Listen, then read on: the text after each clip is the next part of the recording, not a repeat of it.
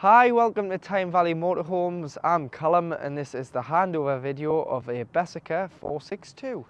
So just walking down the driver's side of the van first, I'll point out the main points that you need to know.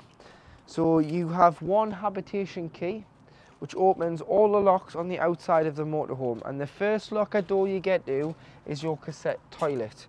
So putting the key in, you'll be able to push both buttons in once you've unlocked the left hand side one, and to get the cassette out once it indicates it's full, or you simply just want to rinse it out, you just lift the orange handle and slide the cassette out of the motorhome.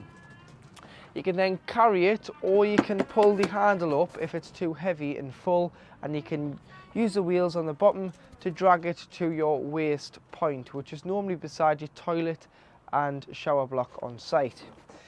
Once you get there, you can remove the grey cover off the spout and pop that to one side. Start to pour the contents of the cassette out and press the orange button. This allows a bit of air in and stops it glugging and allows the liquid to flow consistently. Once you've done that, put a bit of water in, give it a shake, rinse. Cap full of chemical, which is 120 ml, which can be green or blue depending on what the site prefers you to use, into the top, and it's good to go back into the van and be used. Underneath here you've got your wastewater drain. So this is your waste exit for your dirty water that's been collected from the sink, the shower and the hand basin. Make sure that it's always drained off in the winter, and there's no tap. It's an electronic controlled dump valve from inside the vehicle above the door. You've got a waste and a fresh switch, so press the waste and you'll be able to let your waste water out before you leave your site, because you don't want to be driving around with the added weight of waste water, because it's going to do you no good. You're going to be more heavy, less payload, and you're going to use more fuel. So allow it out and make sure it's drained off in the winter to avoid the water from freezing when we're experiencing cold temperatures. If you're at home and you're hooking the van up to charge the leisure battery, or you're on a site, you'd use the hookup lead, lift the collar, hook the van up first, then the site or the house, and do it in reverse order when unhooking, so that you're never walking around with a live cable in your hand.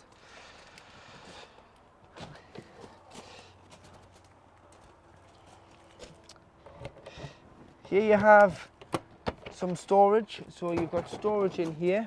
There's your carpets. This 40 amp fuse is your main battery fuse. And underneath here is where your leisure battery lives. So you just take the white caps off of the threaded nuts and lift this cover off, and your leisure battery's in here. You've also got here in the back as well, this is your boiler. So your boiler's in there, does two jobs, heats the vehicle and heats the water. The Aldi boilers hold 10 litres of water at any one time. In the winter, it's very important that you allow the water out, and this yellow toggle plays a vital part in that. So what you need to do is you need to lift it up, and as you lift it up, if you look underneath the van, you'll see the water coming out underneath. That's draining the water off to stop the water from freezing, and you would leave that stood up like so during the time you're not using it in the winter. When you're ready to reuse it, you would just flick it back down like so. But make sure your water levels on the vehicle in the winter are drained off, so the boiler, the waste, the fresh, all the taps within the van. Any shower heads, remove them from the shower hose and lie the hose in the shower tray to stop any water from freezing, and that will stop any water from sitting in the van and potentially causing any damage that will void your warranty, because frost damage isn't covered.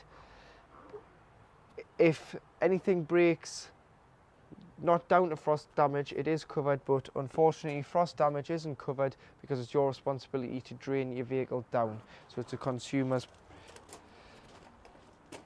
Here you've got your vent, so your Aldi boiler's in there. This is your vent for when operating on gas. It operates on both gas and 230 volt electric. Just make sure that it's always obstruction free.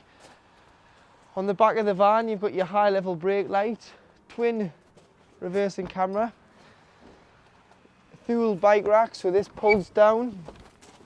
These move along the rail depending on how big the bike is. Always put your bikes the opposite way, so one with the handlebars this side, one with the handlebars that side, and you'll get two on.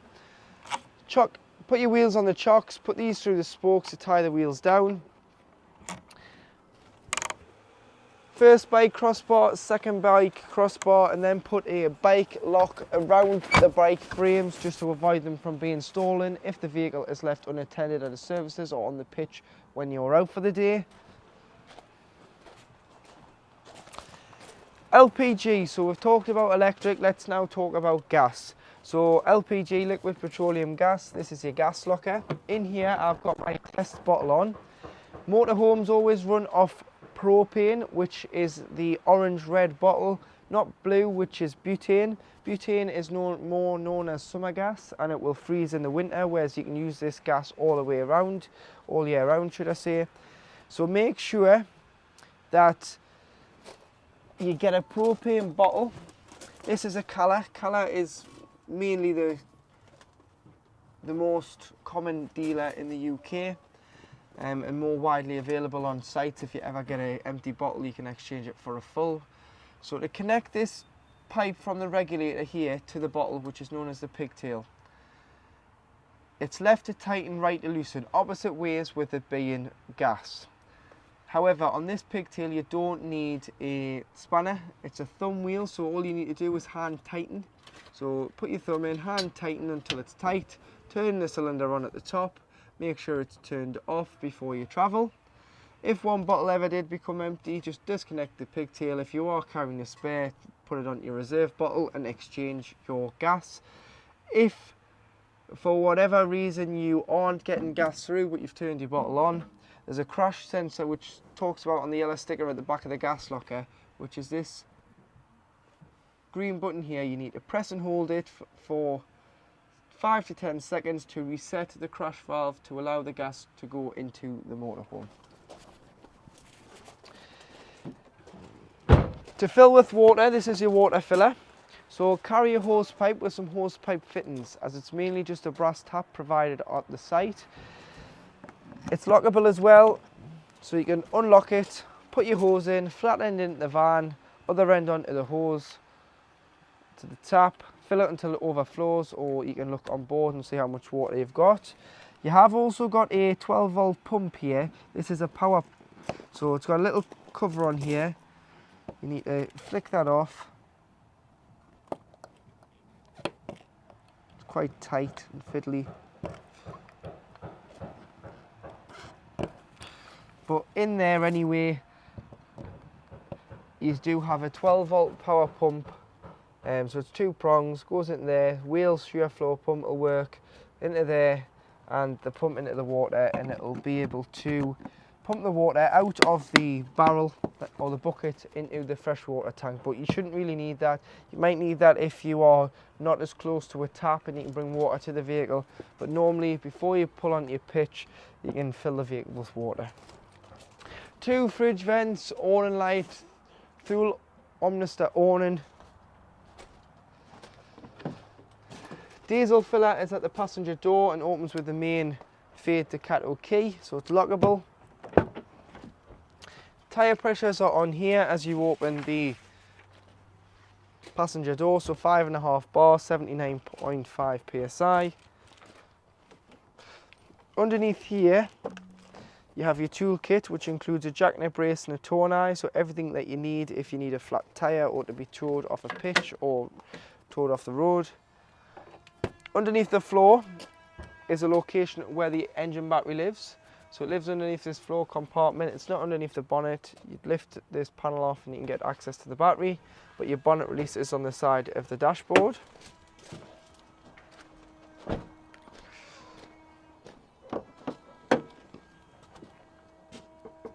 And underneath here, you do have your screen wash. 3 tabs lift this compartment of the scuttle panel off, and you've got your power steering and your coolant, followed by your brake fluid, your oil filler and dipstick. Earth for giving or receiving a jump start if the van's ever flat or you want to jump a vehicle off the motorhome, that's your earth, black clip on there. Air filter side of the fuse board, put your key in or a screwdriver, lift up. This is your positive for giving or receiving a jump start to the vehicle or to another vehicle. So to operate this style of Swift control panel, your on-off button is here. So if you turn on and you connect it to mains, which will indicate here, you have 230 volt. If you don't have that, you will just have 12 volt off the leisure battery. So to turn the panel on, you press here. You can view the fresh and the waste levels of water. So there for the fresh, we've probably got about 20 litres of water on board, 0 waste. And if I go up and down, I can see what the vehicle battery is, what the solar is currently bringing in. Note, if a solar panel is fitted to the vehicle, it will always go to sleep when hooked up, and we are hooked up at the moment. The solar panels work great when the vehicle is stood not hooked up, but not when hooked up because they can't compensate with mains 230 volt. You can view you can select the battery and see the leisure battery reading. If you wanted to select, always make sure the leisure battery is selected, but if you press this button here, you can see it says vehicle selected. You don't want that, you want leisure selected, because the leisure battery is the auxiliary battery designed to work the motorhome. Should that ever be the vehicle, change it over because you don't want to flatten the engine battery. Tank heaters, if fitted with tank heaters, you can turn them on and you get this little icon here which warms the water and keeps it above freezing if it's potentially going to freeze overnight. So if you're using it in the winter, you can put them on. If you're not, just drain it down of all water to avoid any damage. Internal temperature, the dimmer levels, and then system settings. It's a Sargent EC620 control panel, and you can always see what battery you're using. So leisure battery, you're on hook up, the time, and the tank heaters are on.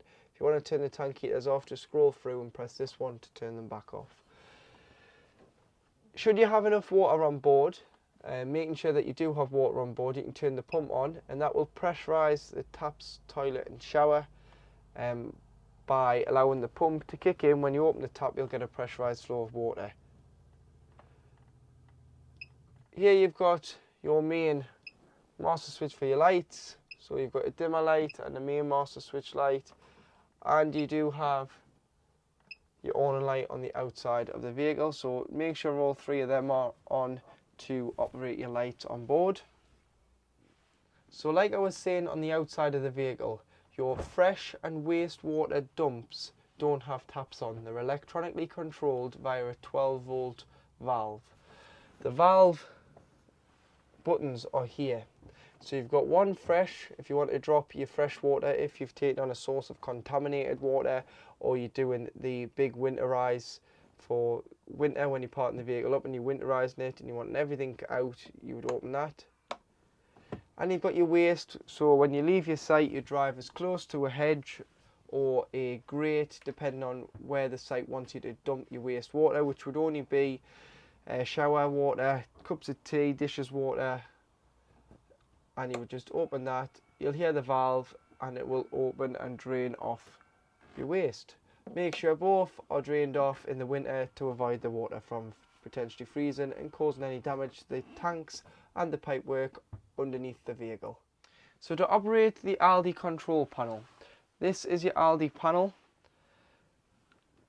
and what you need to do is turn the panel on, which is here. So turn it on, it'll run through its cycle. This is the 3020 panel, so 3020 panel. It tells you that the fan's circulating, you're on hookup, and that is the internal temperature of the inside of the motorhome at present. Press menu and you can adjust it. So you've got the house at the top. You can adjust the optimum temperature that you want it to reach. So at the moment it's 30 degrees. Should I want to turn that down, you can just press the plus, the minus to go back, the plus to go back up, the minus to bring it down, and you can adjust that to suit your needs of how hot you want the inside of the motorhome to be. Next, you've got a picture of a shower head. This is your hot water. So should you have no water in the boiler, or you've drained your boiler down, don't put the hot water on, because it's potentially like boiling a kettle with no water in. You're going to burn the element that's in the boiler. So should you want hot water on, you just press it once, and it goes to half a bar in the middle there. And that is heating the water and running the heating of the vehicle together. If I press it again, it now stops the heating, as you can hear the fans cut out, and it prioritises the water for half an hour to warm that up first. But most people want both to run together unless they're in desperate need of water, so you would just have it on half a bar. If you were on a site, you would use electric. So you've got 1 kilowatt, which is 750 watts. You've got 2 kilowatts, which is 1800 watts. Or you've got 3 kilowatts. Normally on most sites you'd use 2 kilowatts, which is 1800 watts of mains 230 volt power. However, should you be going away in the winter and it's really cold, what you can do is you can use the electric and gas together. And to turn the gas on, it is quite as simple as pressing the button until it goes green, and that'll use gas off your gas bottle. Or if you were wild camping and you didn't have access to power, you'd have to use gas to heat the water and heat the vehicle. Settings in the far right hand corner, you can set nighttime mode, which is this one here. So when it starts, what temperature you want it to run at. So on a night you might want it to run at somewhere between 13 and 15 degrees, just to keep the chill off. And you might want that to start at say 10:30 and finish at 8 o'clock. You can set all that. You might not need hot water, so you can turn that off. Or you might want the hot water to run as well, so that if you do get up on a morning, there's water for a shower straight away. You can set timers,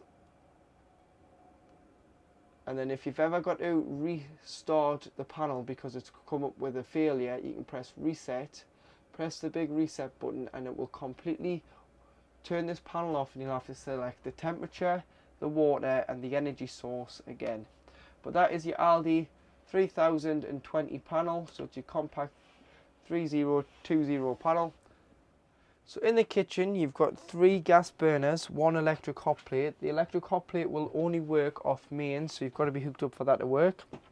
Ensure that your hob top is pushed back, because some Swifts have a sensor in here that if they're not far enough back, it won't light, so just make sure it's pushed back. Electric hot plate's this one here, and it illuminates with the red light on mains power, but do just make sure that you haven't knocked that when loading the van before hooking up, because it could shatter the glass with it being warm and getting up to temperature. Failing that, you've got gas, so that's your ignition there. Make sure your control panel's on for that to work, otherwise your ignition will not work. There you are. So 3 lit gas, 1 ignition, 1 light for the oven.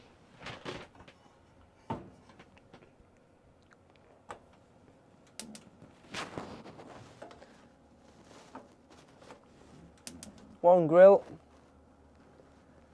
Underneath the grill you do have a oven, so there's your grill pan, your oven shelves,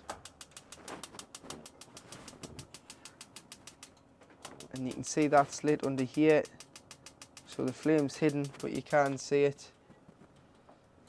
You might want to take them out when travelling because it can rattle a little bit. Socket for the electric hot plate, should you ever need to isolate the supply of power to that if it's causing you any issues.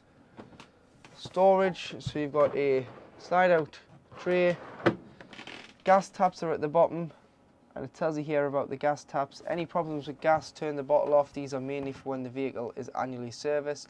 So there's green, blue and red gas taps there. So red is for the water heater, blue is for the fridge, and green is for the oven, hob and grill. Storage for your plates. Mains 230 volt microwave. This is a 800 watt microwave, so you've got to be hooked up for that to work, and that's connected here, so if you ever have any problems you can unplug it and it'll go off. And you've also got your 150 watt solar panel in here, so that's flickering away there, so that means it's charging, and the output starts charging, and that's flickering, which means it's fully charged. So the leisure battery is up to capacity. Like I say, make sure everything on here is cold before you put this down, otherwise you wouldn't want to shatter the glass lid. And it tells you there, just make sure it's off before putting the lid down.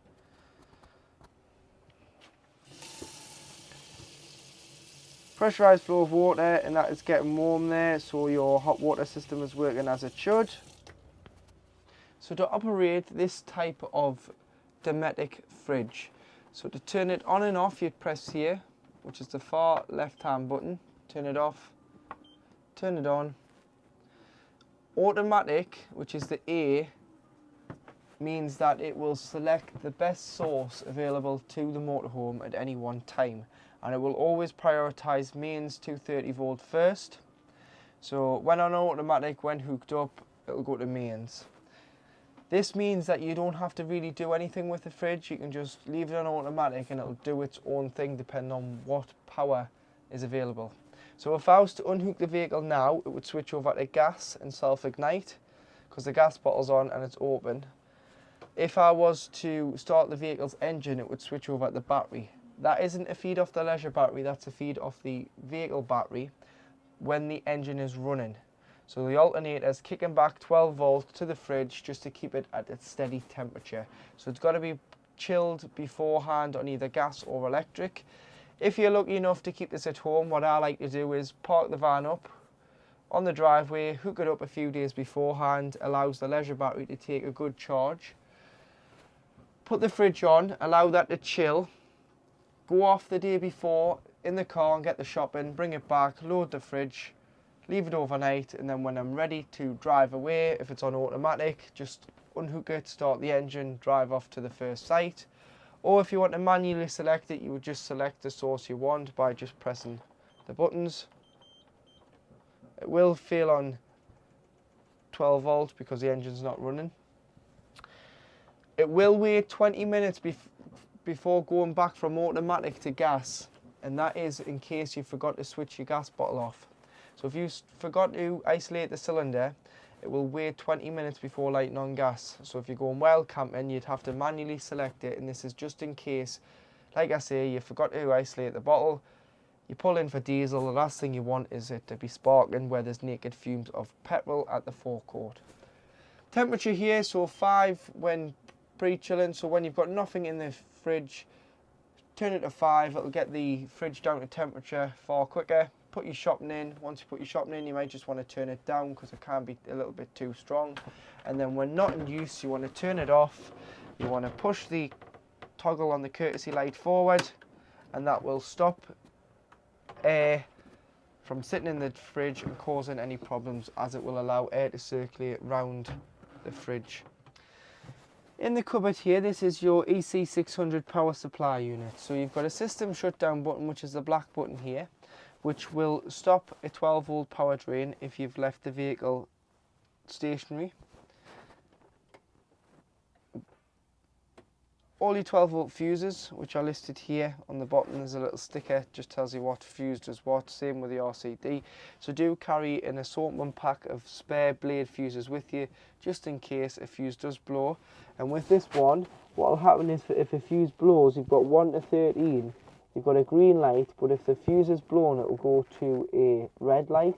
You'll be able to pick the fuse out, check it, and replenish it with the same amperage fuse. This side you've got your RCD, so you've got your main trip tester, so if you think you're not receiving power but you're hooked up, best way to check is trip the vehicle. If the vehicle trips, you've got power. If it doesn't, you've not got power, so it might be where you're getting the power from, and you've got your MCB. Charger, obviously when hooked up, this will turn the charger on, which charges the leisure battery and the vehicle battery from mains 230 volt. And you've got your electric side to your heating and hot water. So they will just light up when the vehicle is hooked up. Any problems with the heating and hot water not working on electric, just make sure nobody's pushed it out, because the light goes off and needs to be pushed in, because this is your main 230 volt fuse. Just down here as well, you've got a little toggle switch. This is for a 12 volt fan. So you'll hear the fan kick in now, and if I turn it off, it stops. So that just allows, there's radiators behind your furniture. What that does is it puts a fan next to it and just blows the heat into here. So if you're storing anything into here and around the vehicle, so that the heat, you can feel the heat a little bit more around the van. So because this motorhome is fitted with the Aldi heating and hot water system, which is more like a central radiator system at home, and is filled, your central heating system at home's filled with water. This can't be filled with water because of winter. This is filled with glycol, which is an antifreeze product.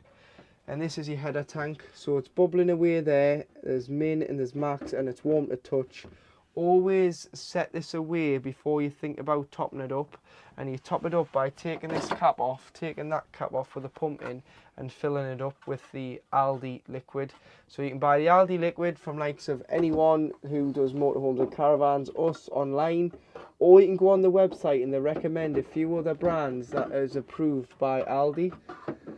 Always, like I say, run the system up because it's an expanding tank, similar to your coolant tank on your engine. It's going to pressurise itself, so the liquid capacity is going to go up. So don't top it up when it's cold, run it up, check, and it should be okay. But these liquids have 5-year lifespan, and after 5 years, Aldi recommend, because it's heating up and cooling down all the time, it may lose some of its antifreeze properties. It is fully drained off and replenished with new antifreeze coolant. So in the back U-shaped lounge, you've got your large lounge, which also creates into your large double bed. So if you turn your turnbuckle off and pull the slats out,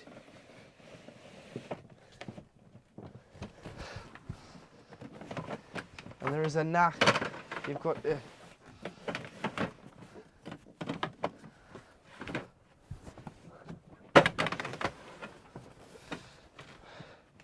pull the last couple out, you get to these two stoppers, and what you need to do is lift the wood over the stoppers and put it so it's right against the gable ends of the lounge, and then you'll be able to put your backrests into the space and fill the void. So that butts up there, that butts up there, and then the other fill cushion, which can be found in the wardrobe, goes down here. Turn your base cushions upside down as well, and you'll get the flat side to sleep on, and that creates your large double bed. You can get rid of the back should you wish, and you can sleep this way or that way depending on what you want to do. So in the washroom area, first to operate the toilet, ensure the pump's on. Press the blue button, which is your fresh water flush from your main freshwater tank. So you can give a little flush first, put a small amount of water in the bowl, helps keep the seal nice and soft and lubricated.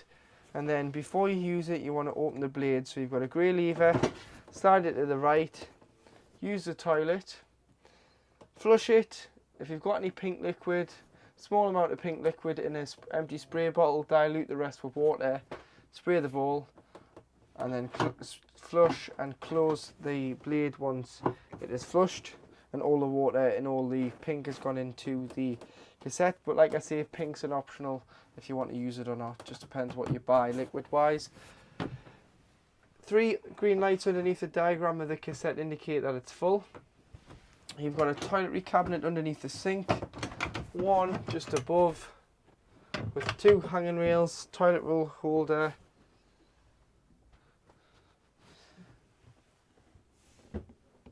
you've got 1 light for the washroom, 1 fan for the shower, which is here, extractor fan.